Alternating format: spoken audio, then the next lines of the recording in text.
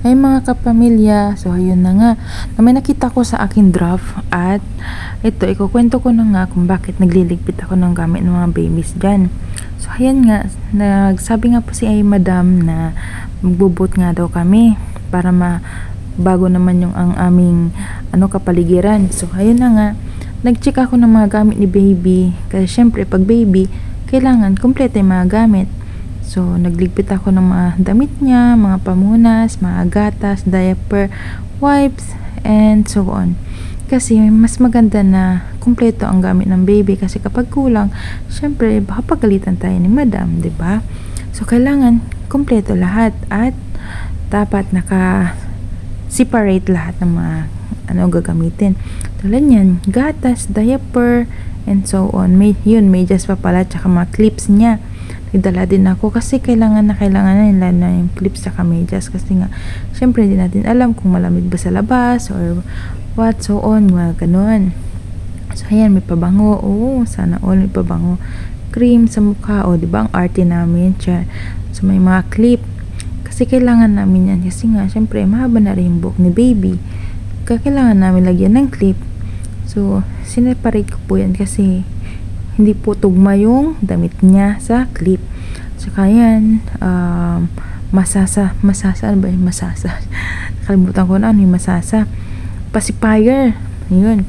Pero hindi naman siya nagpa-pacifier, for emergency lang.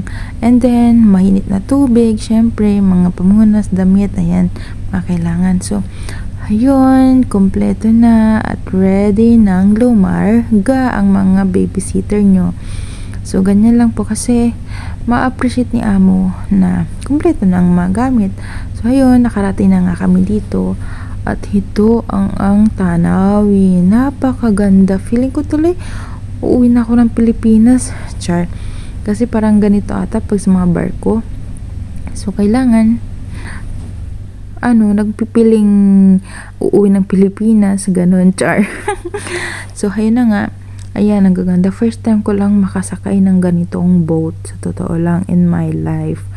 Kasi, takot talaga ako. Kasi, parang feeling ko kasi, lulubog, ganun, whatsoever. Kung ano yung mga mararamdaman. So, ayan na nga. Opa muna tayo. At ayan, yung pinakasikat na Burj Khalifa dito sa Dubai. Gusto kong pumunta dyan, pero, walang budget. Lalo na't, babysitter lang tayo. Hindi naman yung papasok sa loob. Kumbaga, mag-picture lang sa labas. Syempre, alam na. Pero, one time nakapunta na ata kami dyan. Picture lang. And then, so, ayan na nga. Paalis na nga po yan kasi maglalayag na papuntang gitnang silangan. Gitnang silangan. So, ayan na nga. Lumarga na. Nakalayo na kami. Ito pa rin yung boat na sinakyan namin last time. And, so, ayun, kita namin si ate, kamustahan, ganon. Okay naman siya. Ang alam ko, nung first na sumakay kami dito, birthday ni madam. And then second, syempre, birthday ng kapatid niya. So, ayun, enjoy sobra kasi kasama namin yung isang yaya, tsaka yung isang baby. Bali, ang baby na alaga ko is isa lang.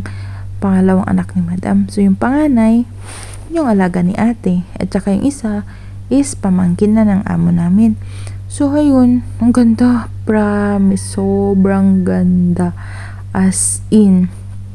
Pero, ayun, nakakabusog na, ewan, na sobrang daming pagkain. Kasi, syempre, birthday nga. So, ayan, tamang video sa taas ata to. Oo, sa taas nga. Ko alam, mag-picture din kami niyan. Ayun, si ate kasama ko. Syempre, mag-aura-aura naman kami kahit paano, 'di ba? Para naman hindi kami mukhang gusgusin. Char. Gusgusin talaga ikaw, Remy, ha. Masyado mo dinadown yung self mo. Wag ganon. So, ayan, feeling maganda kahit hindi naman. Ayun na nga, si ate. And then, sa kwarto pala yan. May isang kwarto and 2 CR. Isang sala, veranda, at saka, ewan pa yung mga iba. Tapos, ayun, iikot po ata yan. Sobrang ganda niyan kasi parang may falls, na umaagos yung tubig. Basta ganun, falls style ang itsura. Maganda, sobra, malamig yung tubig, pero yung tubig na naggaling sa dagat is parang dilaw o green or hindi ko alam, basta ganun. So ayun, ang ganda, ang gaganda ng mga building, ang tataas, yung alam mo yung feeling mo na wow, namamangha ka sa sobrang ganda, na alam mo yung sana balang araw madala mo yung mga anak mo sa ganitong mga lugar or mga ganitong pasyalan, may isakay mo sila sa ganitong boat. Kaya yun, ayun, train po ata yun kasi sobrang laki, parang uod siya. Metro po yan tawag niyan dito sa Dubai. Di katulad sa atin na train or LRT, ganon. Dito metro. So ayun na nga, takip silim na po yan, ang ganda. Hindi ko po ata nakuhanan yung sunset, pero sobrang ganda po niya, as in.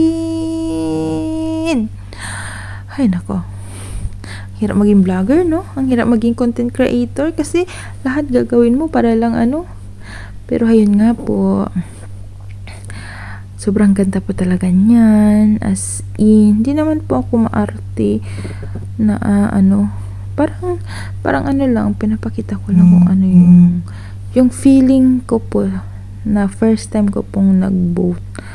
Second time po pala.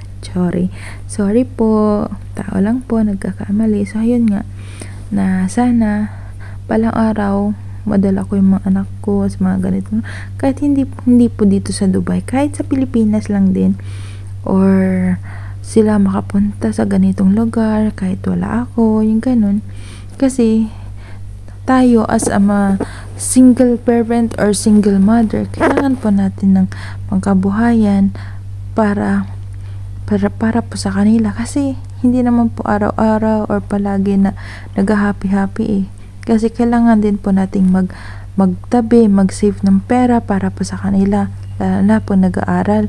Especially sa aming mga solo parent or single parent na wala pong katuwang na hanap buhay para sa kanila. Kasi syempre, kami or ako, maliit pa lang po yung mga anak ko. So, elementary stage pa lang. At maybe after 1 year or 2 years, mayroon na akong high school, kaya kailangan magsumikap po talaga. Oo, may mga luho din ako na kailangan bilhin, pero hindi naman po laging bumibili, unless kung kailangan, like vitamins, ganyan. Pero pag yung mga mamahal, ay hindi naman po sa ganun. Kailangan naka-budget meal po tayo, lalo na sa mga single parents, solo parents. Kaya na nga po yung sinasabi ko sa inyo na parang falls, diba? Ang ganda. Tapos may mga bula-bula pa. Sana Pilipinas na lang yan, no? Ay, nakakamiss talaga ang Pilipinas. Kung nasa Pilipinas ka, wala rin, patay din po ang pangkabuhayan mo rin, kasi kung di ka madiskarte sa Pilipinas, wala ka rin pong makain. Kaya kailangan madiskarte ka po. So ayan nga, gabi na po yan. Ang pagkakalam ko, kasama ko po yung alaga ko dyan eh. So ayan, maraming salamat po everyone. Thank you for watching. Ingat po kayo palagi. Love ya.